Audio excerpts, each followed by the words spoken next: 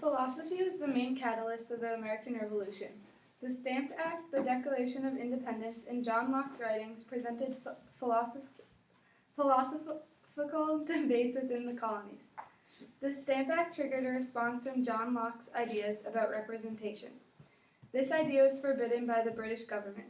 These ideas went head-to-head, sparking the initial trigger of the revolution. The Stamp Act was a taxation measure to raise money for British military operations in America. In 1765, the Stamp Act was passed without debate between the people. British government made the decision of the Stamp Act without the people's ideas. Locke believes government should not make decisions without the people being represented.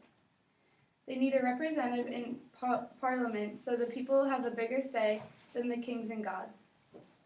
The Stamp Act was able to offend nearly every free colonist, rich, poor, farmers, artisans, and merchants.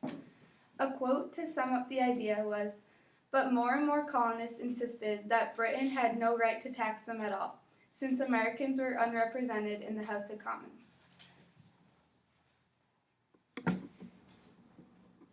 So during the Enlightenment time, there were two famous philosophers, Thomas Hobbes and John Locke. They had contradicting philosophy. Hobbes believed that the government should have all the power since normal people are not knowledgeable enough to make their own decision. However, Locke disagreed with that. One of Locke's famous work is Essay Concerning Human Understanding. It's written in 1690, where he stated that people are born equally and monarchy is unfair, and people have their rights naturally, no one can give or take it away.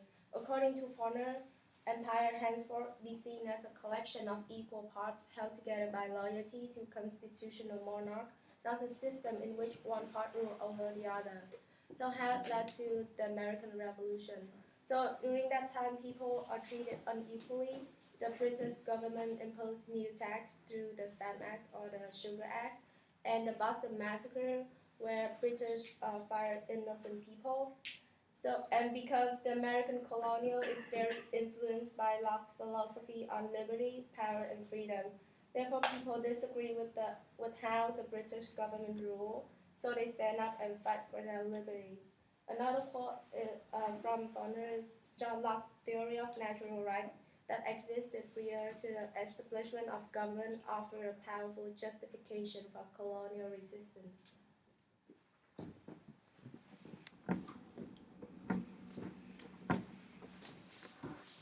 I'm talking about Thomas Paine, which was the American was influenced by the revolution ideas from John Locke.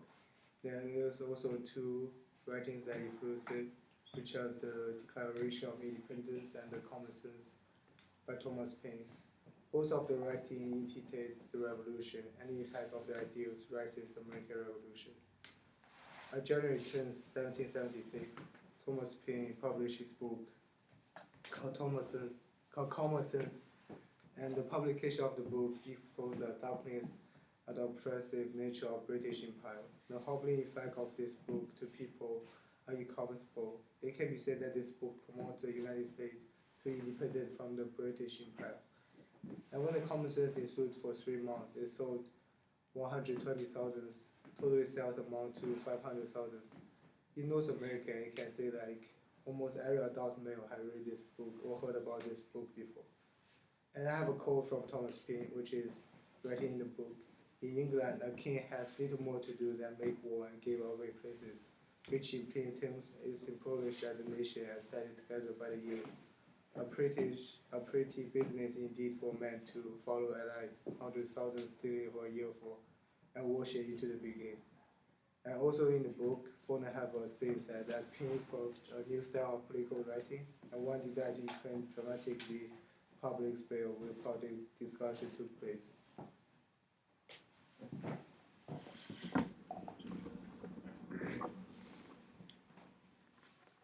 Another philosophical issue that was prominent at the time was the creation of the Declaration of Independence. It was mainly the problems that the colonists had against the current King George III, the current King of Britain, and it ranged from things like the quartering of troops to the colonial homes to taxes that he hadn't gotten the consent of the colonists from, so he was like raising taxes and changing the system without the people's permission. the colonies believed that Britain's goal was to attain complete tyranny, which obviously they had a problem with because they wanted to govern themselves to some degree. So Jefferson used his writing ability to kind of fight the power. Not everything he wrote was kind of held as truth. For example, he wrote a clause about how they should change the treatment and trade of slaves and kind of respect them more, but that actually got rejected. So it's that kind of thing still shows some division in the colony's political views and Britain's current opinions. One of the most well-known quotes from his Declaration of Independence is, "We hold these truths to be self-evident that all men are created equal, that they are endowed by their Creator with certain unalienable rights, that among those are life, liberty, and the pursuit of happiness." So there's expressions in this like unalienable rights, pursuit of happiness, these truths, and it's all kind of around the idea that everyone has rights that they should have, that at this time Britain was actually taking away from them and kind of ignoring what the colonies wanted while Britain still had control.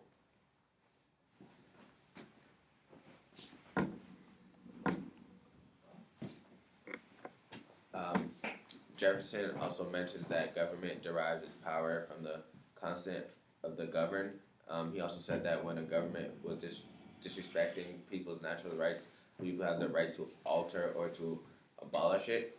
And the quote from the book is, "When a government threatens its subjects' natural rights, the people have the authority to alter or to abolish it." And all like these ideas from Jefferson are coming back to when he said about the laws and nature of God, that like everyone has natural rights that each person should be attained to, and they should have no matter what the government says. And he was also saying that if people don't like what's going on in their government, they should have the choice and the right to change and change who's in it and what's going on. The entirety of the Declaration of Independence is a sort of call to arms. Like it changed the way people thought about freedom. Like it gave people the idea that like they don't have to stand for what the British are doing. They should have their own say in what is going on. And instead of the colonists believing their rights were governed by a separate nation, they became that it was their responsibility to police their nation. So the colonists believed that like because it's their land and like they left Britain, they should be able to run themselves because like that's one of the reasons why they left. And the liberty became a universal entitlement. And like all these works that Jefferson wrote, like in the Declaration of Independence, sort of came back from John Locke, who also like their ideas bounced off of each other in their style of writing, which changed everyone's views on things.